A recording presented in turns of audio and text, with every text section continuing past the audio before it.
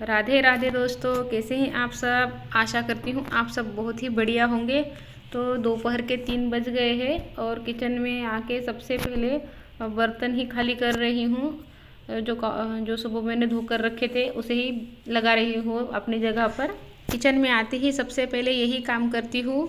इससे kitchen counter top जो है वो खाली हो जाता है और खाली काउंटर टॉप होता है तो काम करने में परेशानी नहीं होती है। इधर मेड ने भी बर्तन धोकर रख दिए हैं तो मैं उसे भी लगा दूंगी। बच्चों को लग गई है शाम की छोटी छोटी भूख, तो बच्चों की फरमाइश है कि उन्हें सैंडविच खाना है, तो सैंडविच के लिए यहाँ पर आलू उबालने के लिए रख दूंगी। बच्चों की तो फरमाइशें चलती ही रहती है, घर में बच्चे हो और कुछ खाने की फरमाइश ना हो ये तो हो ही नहीं सकता। तो बस यहाँ पर आलू को छील रही हूँ। आलू को छील कर ही उबालने के लिए रखती हूँ। छील कर और धोकर उसमें थोड़ा सा नमक डाल देती हूँ। नमक डालकर फिर ही उसे उबालने के लिए रखती हूँ, इसलिए इससे नमक अच्छे से आलू में चला जाता है और आलू का टेस्ट अच्छा आता है। तो बस अब यहाँ पर आलू को कुकर में चढ़ा दिया है। जब तक आलू उबलते हैं तब तक कपड़े वगैरह लाकर उन्हें फोल्ड कर लूँगी। और बस यहाँ पर कपड़े फोल्ड कर रही हूँ और देखती हूँ अगर होमवर्क कर लेता है तो होमवर्क भी ऋषभ का करवा दूँगी। और ये कैलेंडर ले आया उठा के, अब तो अनगिनत सवाल पूछ रहा है तो मुझे लेकिन उसके सवालों के जवाब देने ही होंगे। यहाँ पर वो पूछ रहा था मुझे कि मम्मा कैलेंडर में रेड रेड वाली जो तारीख होती है वो क्यों होती है, आज की क्या तारीख है, ऐसे कुछ अलग अलग सवाल पूछ रहा था। तो मैं इसके जवाब भी सही सही से दे देती हूँ, क्योंकि बच्चों को अगर सही जवाब नहीं देते हैं तो बच्चों का दिमाग उसमें ही अटका रहता है।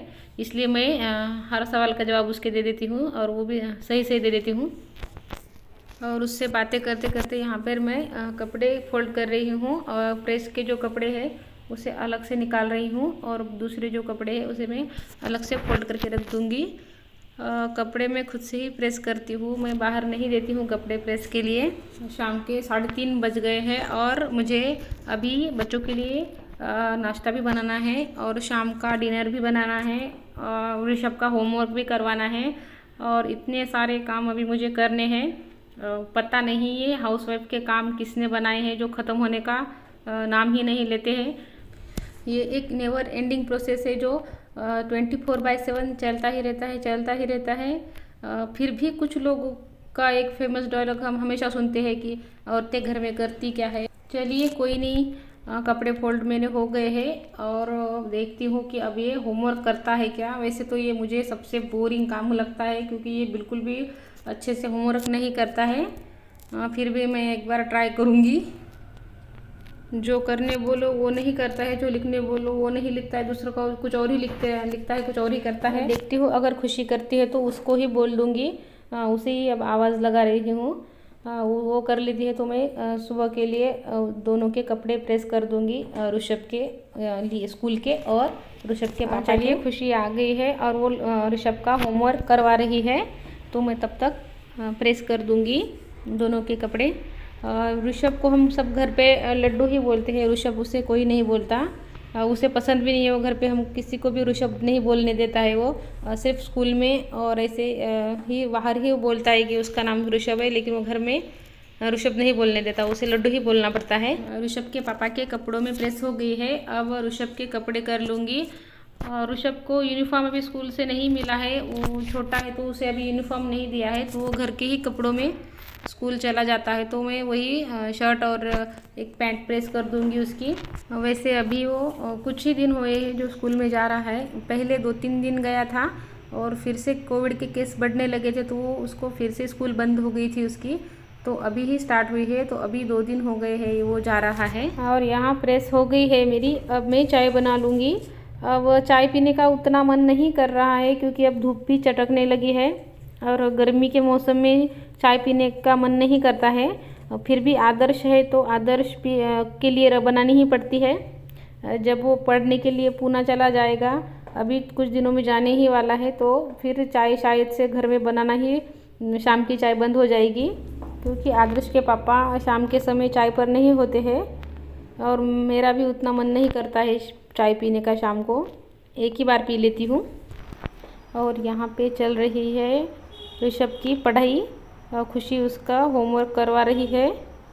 ये काम खुशी अच्छे से कर लेती है। और यहाँ आ गई हूँ किचन में। अब बच्चे के लिए जल्दी जल्दी से सैंडविच बना दूँगी।